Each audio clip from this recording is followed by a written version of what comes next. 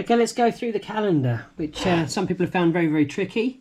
So what I've done is I've followed the instructions and cut out the whole shape, then cut along the central line, which is dotted. So you'll end up with this, essentially. So it's joined at the top there, joined at the bottom. The instructions say to then glue the top and bottom section back to back, then fold up concertina style. So what I've done is I've folded it in half, really nice and tightly, using the folding tool. And then I've folded it concertina style, so it goes in, then out, then in, then out. So I'm now going to glue it. I only need to glue one side using paper glue, a glue stick, and you just need to glue obviously one side, but you need to make sure that you get to the very edges for this one.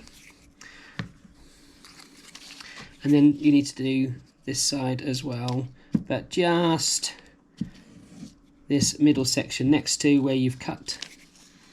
Okay. Now you fold it together, so top and bottom sections being glued together.